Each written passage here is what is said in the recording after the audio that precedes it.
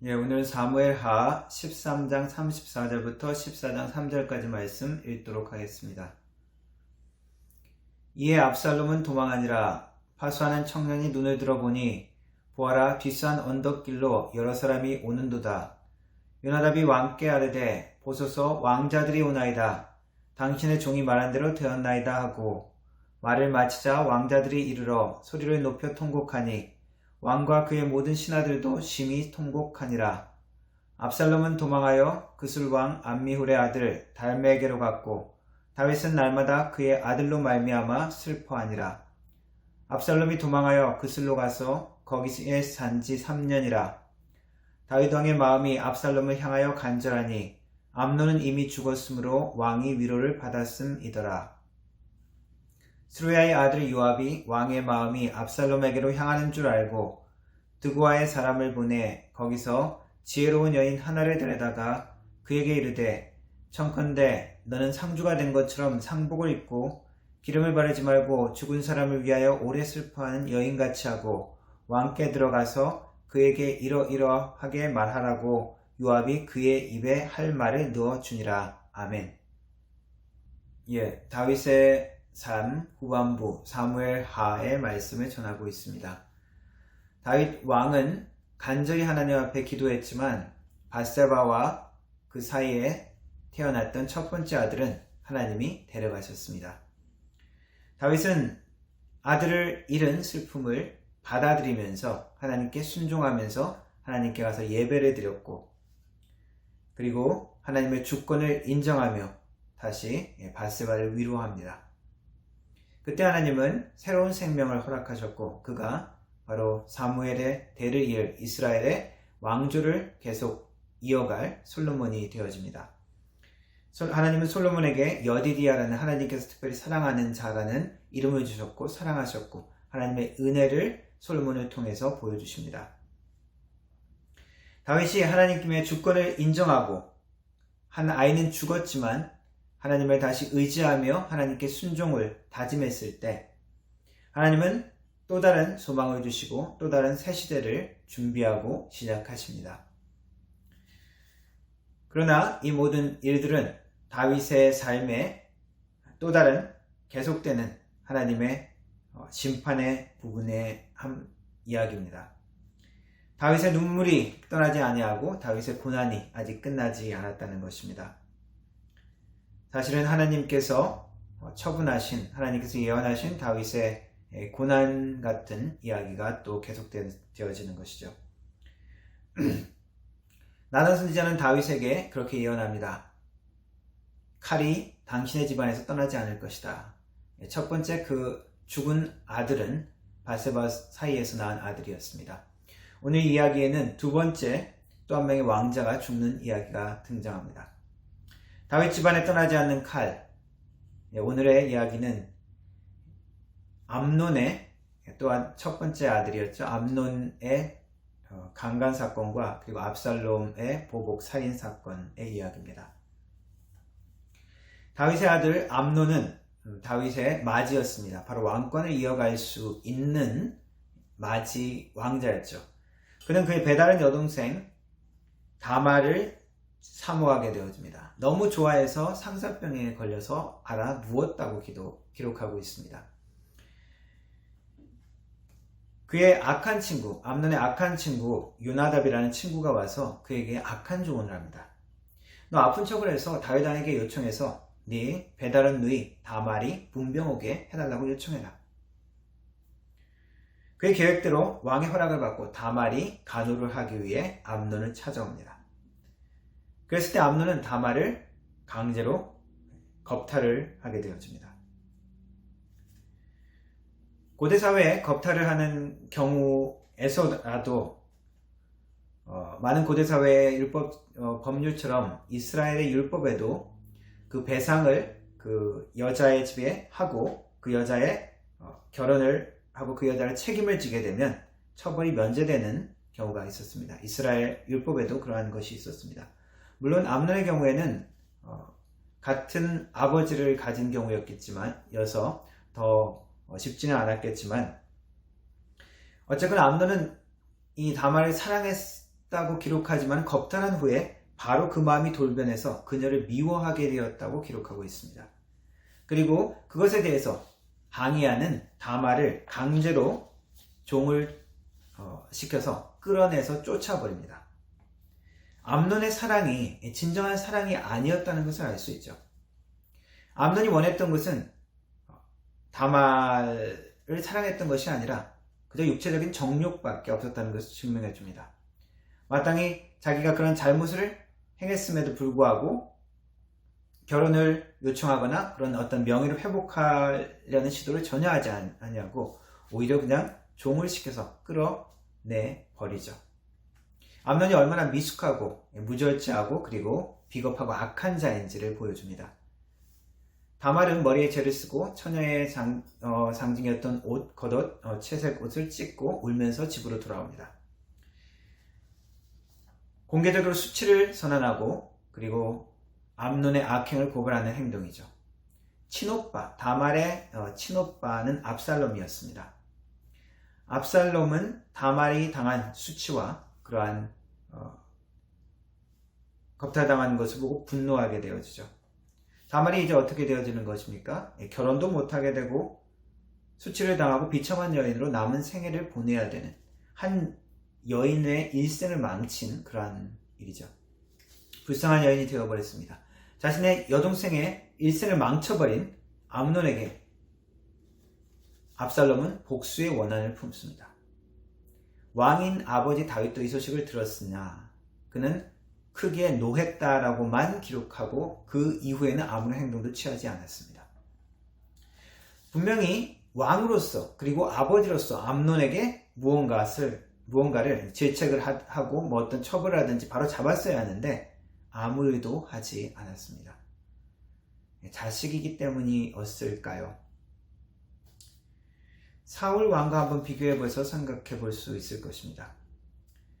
자기 아들이었던 요나단에게 전쟁에 내린 왕명, 전쟁 중에 금식하라는 명을 어겼다는 이유로 요나단을 처벌하려고 했습니다.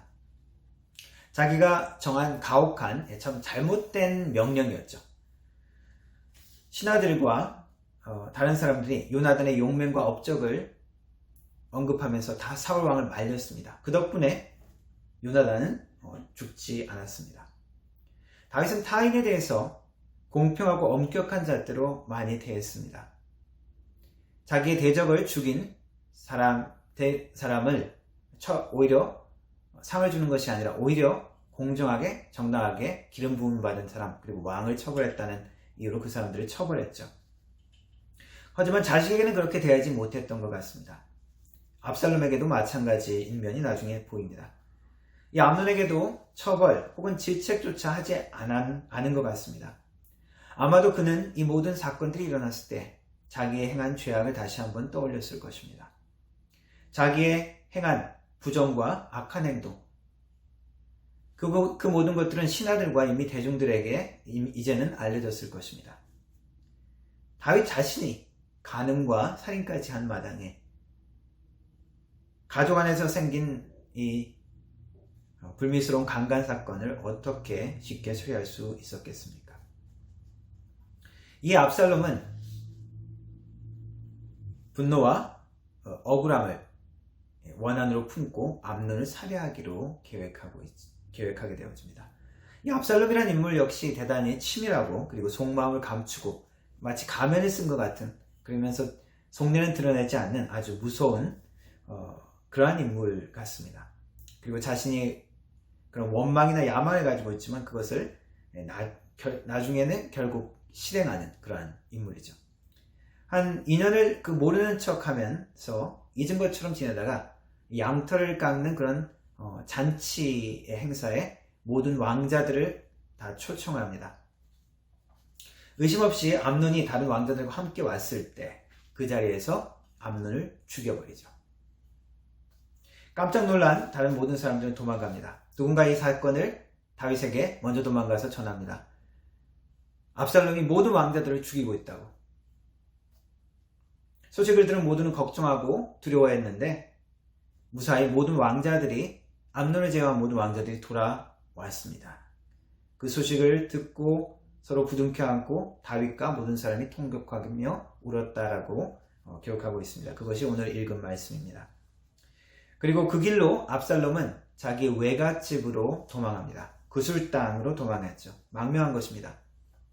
이 모든 비극의 원인이 무엇입니까? 암논의 잘못이었지만 그것을 잘못 처리한 다윗 왕에게도 큰 책임이 있습니다. 공정하고 적절하게 조치를 취하지 않았기 때문입니다. 이 모든 것에 또한 자신의 죄악, 그리고 그 죄악에 대한 나단의 심판의 예언의 말씀을 떠올렸을 것입니다. 다윗은 이 사건으로 인해서 두 아들을 결국 잃게 되는 셈이죠. 가족 내부의 이러한 갈등들은 아주 고통스러운 것입니다. 몸이 아니더라도 마음이 찢어지는 것 같은 그러한 고통이죠. 암논이 죽고 또 압살롬마저 도망가 버렸으니 이야기는 암논이 죽은 지 3년이 지난 뒤에 다시 또 진행되어집니다. 다윗은 이미 죽은 아들에 대한 그러한 슬픔보다 이제 떠나간 아들 압살롬에 대한 그리움이 더 커져갑니다. 분노와 미움의 감정이 어느 정도 남아있을지 모르지만 떠나간 압살롬을 그리워하는 것이죠. 또 다른 아들이죠. 이러한 비극적이고 안타까운 상황에 다윗은 아무것도 할 수 없습니다.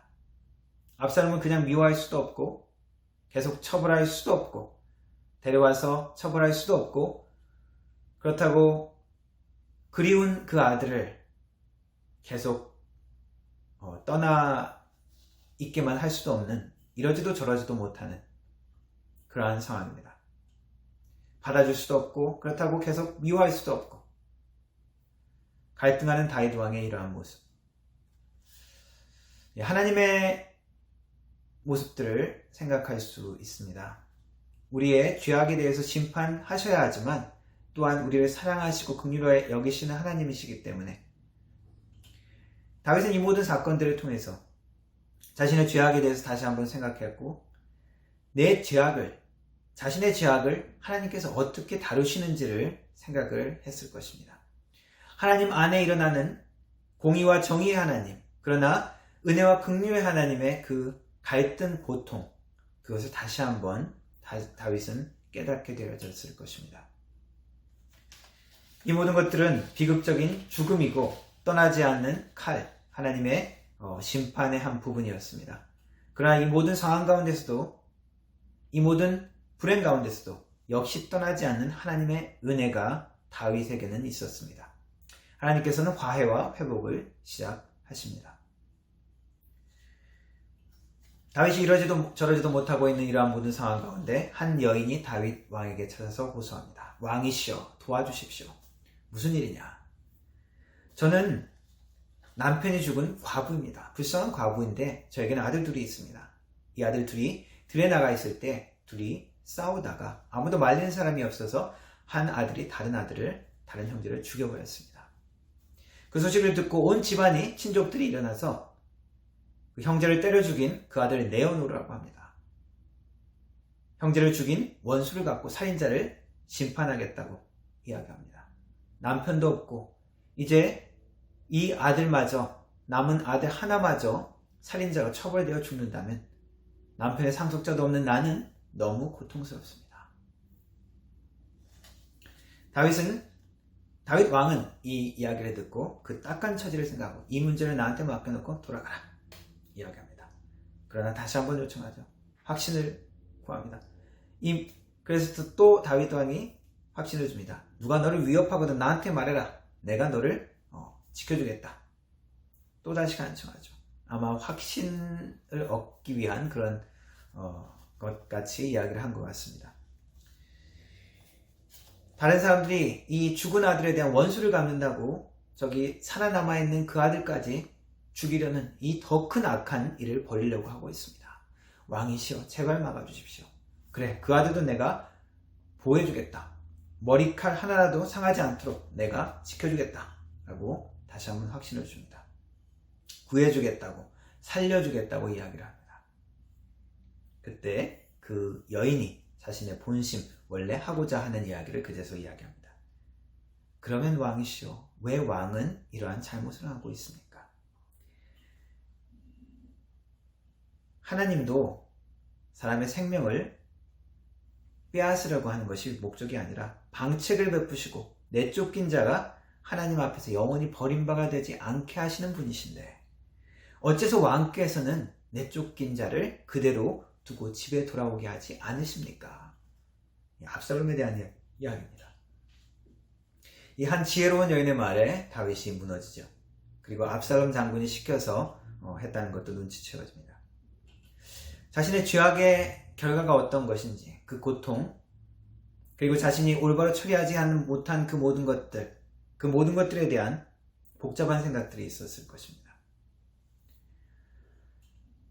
그리고 하나님이 어떠한 분이신지, 하나님의 공의와 자비와 은혜가 어떠한 것인지 이 여인의 말을 통해서 다시 한번 깨닫게 되어집니다.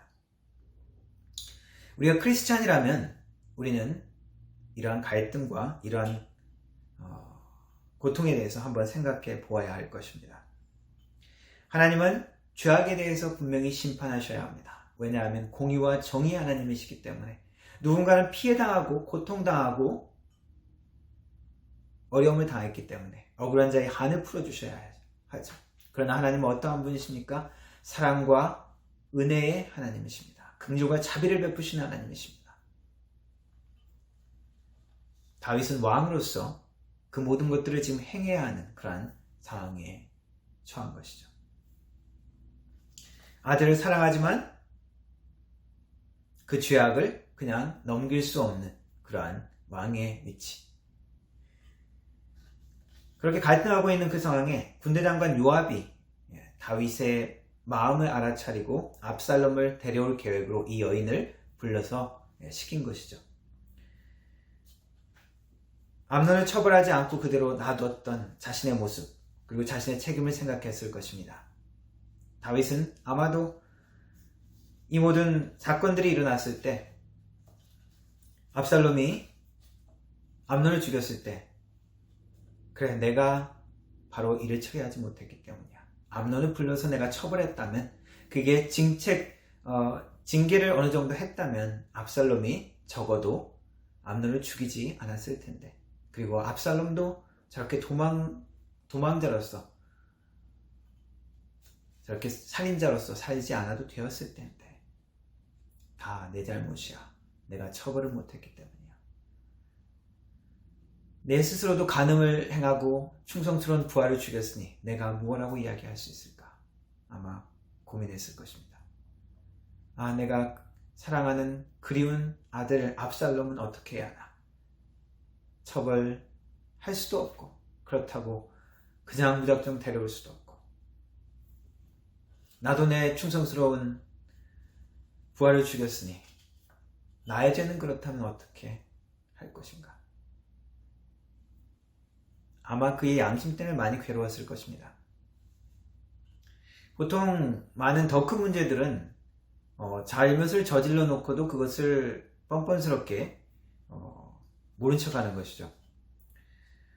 오히려 상대방의 다른 악들만 지적하는 것이죠. 많은 권력자들이 역사를 통틀어서 보면 그렇습니다. 매번 악한 자를 멸한다 그러면서, 부정부패를 소탕한다 그러면서 자기의 잘못이나 부정은 감추고 정정만 제거하는 경우가 많이 있죠. 그러나 적어도 다윗은 양심이 있었던 것 같습니다. 하나님은 결국 심판하시는 분, 공의와 정의를 행하시는 분임을 알았기 때문에 자기 집안의 이러한 죄도 그냥 뻔뻔스럽게, 그냥 엄정하고 공정하게만 처리할 수 없었을 것입니다. 또한 그들은, 지금 당사자는 자기의 사랑하는 아들이기 때문에 더욱더 괴로웠을 것입니다. 정의를 행할 수도 없고 그냥 넘어갈 수도 없고 괴롭고 한숨만 나오는 상황이죠. 중간에 중보자도 없고 괴로워하는 이 모든 상황에 다윗의 군대장관 요압이 나서서 여인을 시켜서 다윗의 마음에 용서의 마음을 줍니다. 압살롬을 용서하고 압살롬을 데려오게 하는 것이죠. 이 모든 사건 가운데 다윗 왕은 결단을 해야 했겠죠. 비난이나 혹은 다른 아픔도 무릅쓰고 압살롬을 데려와야 했습니다. 은혜를 베푸는 것이죠. 그의 살인죄를 사면해 주었습니다. 대통령이나 권력자들이 사면을 해주는 경우가 있습니다. 미래를 위해서 또한 더 큰 국가의 이익을 위해서 그 사람이 어느 정도 잘못을 했지만 웬만한 것은 사면해 주는 경우가 있습니다. 그래서 잘못 사면을 하면 비난을 받을 수도 있죠. 자기에게 유리한 경우만 그렇게 한다라고. 다윗도 마찬가지로 그런 부담을 가졌을 것입니다. 공정하지 못하다 혹은 양심적이지 못하다, 비겁하다라는 소리를 들을 수도 있는 일이죠. 책임을 지고 자기가 압살롬을 데려옵니다. 다시 불러오는 것이죠. 이 모든 이야기 가운데 탕자의 비유를 한번 생각해 봅시다. 예수님께서 이야기하신 말씀입니다. 아버지의 재산을 탕진하고 돌아온 둘째 아들을 용납하고 받아들였죠. 잔치까지 베풀어줬습니다. 큰아들은 그것을 부당하다고 이야기했고 아버지를 비난했습니다. 아버지가 공정하지 못하다, 바르지 못하다라고 비난을 하는 것이죠. 돌아온 둘째 아들을 어떻게 대했어야 공정한, 적절한 아버지의 조치였을까요? 그 아들이 돌아오면서 나를 아들이 아니라 그냥 종의 하나처럼 그렇게 취급해 주십시오. 그냥 먹고 살게만 해 주십시오. 그렇게 대우했어야 공정하고 정의로운 것이 아니었을까요? 하나님은 이 이야기를 통해서 예수님께서 보여주시는 것은 하나님은 인과응보의 하나님이 아니시라는 것입니다. 하나님이 세우신 기본 법칙은 인과응보 같은 법칙이 있습니다. 심은 대로 우리가 거두게 되고 뿌린 대로 우리가 그 결과를 거두게 되어집니다. 그러나 하나님은 그것을 넘어서는 은혜의 하나님이십니다. 은혜와 긍휼의 하나님이십니다. 그 법칙대로 행할 때 우리는 존재할 수도 살아남을 수도 없기 때문입니다. 여인은 다윗 왕에게 와서 이렇게 이야기하죠. 하나님은 생명을 빼앗기는 분이 아니라 방책을 내어서 쫓겨난 자가 하나님 앞에 영원히 버림바가 되지 않게 하시는 그런 분이십니다. 하나님의 은혜와 긍휼을 다시 한번 다윗 왕에게 되새겨 준 것입니다. 우리는 이 모든 이야기 가운데 예수 그리스도의 십자가를 생각할 수 있습니다. 공의와 정의를 행하신 하나님, 그러나 은혜와 긍휼을 행하신 하나님, 하나님께서 내놓으신 방책, 가장 적절하고 완벽한 방법, 예수님의 십자가인 것입니다. 우리는 하나님을 생각할 때, 하나님의 은혜를 기억할 때 예수님을 빼놓고 생각할 수 없습니다. 다윗은 이 모든 상황들 가운데 하나님의 은혜와 긍휼을 다시 한번 생각해보고 깨닫게 되어집니다. 그리고 자신에게 허락되어진 하나님의 은혜를 다시 한번 돌아보게 되어집니다. 하나님의 행하심 앞에, 하나님의 역사하심 앞에 다윗은, 그리고 우리는 경배와 찬양 그리고 감사를 드릴 수밖에 없습니다. 압살롬은 다시 돌아와서 결국 다윗 왕과 화해할 수 있는 시간을 갖게 되어집니다. 다윗은 하나님에 대해서 이렇게 찬양했습니다. 시편 103편 말씀으로 마무리를 하겠습니다. 시편 103편 말씀. 내 영혼아 여호와를 송축하라. 내 속에 있는 것들아 그의 거룩한 이름을 송축하라. 내 영혼아 여호와를 송축하며 그의 모든 은택을 잊지 말지어다. 그가 내 모든 죄악을 사하시며 내 모든 병을 고치시며 내 생명을 파멸해서 속량하시고 인자와 긍휼로 관을 씌우시며 좋은 것으로 내 소원을 만족하게 하사 내 청춘을 독수리같이 새롭게 하시는도다. 여호와께서 공의로운 일을 행하시며 억압당하는 모든 자를 위하여 심판하시는도다. 그의 행위를 모세에게, 그의 행사를 이스라엘 자손에게 알리셨도다. 여호와는 긍휼이 많으시고 은혜로우시며 노하기를 더디하시고 인자하심이 풍부하시도다. 자주 경책하지 아니하시며 노를 영원히 품지 아니하시리로다. 우리의 죄를 따라 우리를 처벌하지 아니하시며 우리의 죄악을 따라 우리에게 그대로 갚지 아니하셨으니 이는 하늘이 땅에서 높음같이 그를 경외하는 자에게 그의 인자하심이 크심이로다. 동이 서에서 먼 것 같이 우리의 죄가를 우리에게서 멀리 옮기셨으며 아버지가 자식을 긍휼히 여긴같이 여호와께서는 자기를 경외하는 자를 긍휼히 여기시나니. 아멘. 하나님은 우리의 아버지 되십니다. 우리의 죄악에 대해서 분명히 하나님의 방법대로 우리를 깨우치게 하시는 하나님의 역사하심이 있지만 여전히 우리는 하나님 손에서 놓치지 않는 하나님의 사랑 안에 있는 자들입니다. 왜냐하면 우리는 하나님의 아들이기 때문입니다. 하나님의 이 마음, 우리를 향한 그리움, 우리가 돌아오기를 원하시는 그러한 하나님의 마음, 하나님의 오래 참음을 우리가 기억하며 하나님께 충성되고 우리의 아버지를 사랑하고 예배하는 하나님의 자녀들 되어지길 주님의 이름으로 축원합니다. 기도하겠습니다. 하나님 아버지 감사합니다. 공의와 정의의 하나님이심으로 감사를 드리고 또한 은혜와 긍휼의 하나님이심으로 감사를 드립니다.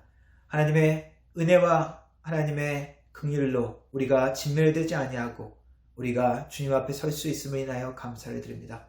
하나님 아버지, 하나님의 거룩하심을 닮아 우리가 이 땅에서 거룩하게 살게 하여 주시고 하나님의 일을 행하는 하나님의 사람으로 살아갈 수 있도록 도와주옵소서. 우리의 영혼까지 주님의 이름을 찬양하며 하나님께 예배하는 자로 살아갈 수 있도록 도와주옵소서. 주님께 감사를 드리며 우리 주 예수 그리스도의 이름으로 기도드립니다. 아멘.